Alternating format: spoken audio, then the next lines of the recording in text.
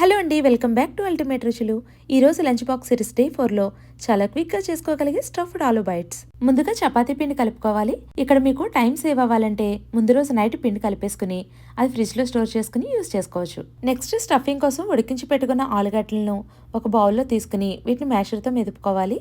ఇప్పుడు ఇందులో ఫైన్గా కట్ చేసుకున్న పాలకూర, పన్నీర్ తురుము, క్రష్డ్ గార్లిక్, అలాగే ఫైన్గా కట్ చేసుకున్న ఆనియన్స్ ఇవన్నీ వేసుకుని రుచికి సరిపడా సాల్ట్, హాఫ్ టీ స్పూన్ ధనియాల పొడి, జీలకర్ర పొడి, పావు టీ స్పూన్ మిరియాల పొడి, పాప్రికా, ఇది అవైలబుల్గా లేని వారు చిల్లీ పౌడర్ కూడా వేసుకోవచ్చండి.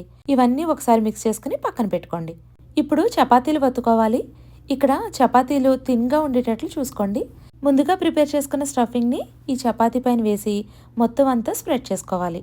ఇప్పుడు ఈ చపాతీని జాగ్రత్తగా రోల్ చేసుకుని నైఫ్తో మనకు నచ్చిన సైజులో కట్ చేసుకోవాలండి.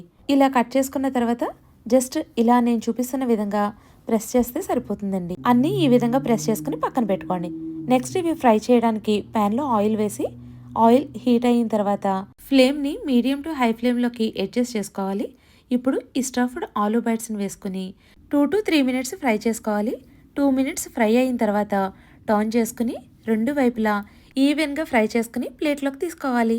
మంచి న్యూట్రిషన్ వాల్యూస్ ఉన్న ఈ స్టఫ్డ్ ఆలూ బైట్స్ని మీ పిల్లల లంచ్ బాక్స్లో పెట్టండి. చాలా అంటే చాలా ఎంజాయ్ చేస్తూ తినేస్తారండి. రేపు లంచ్ బాక్స్ సిరీస్ డే 5లో కలుద్దాం. Thank you.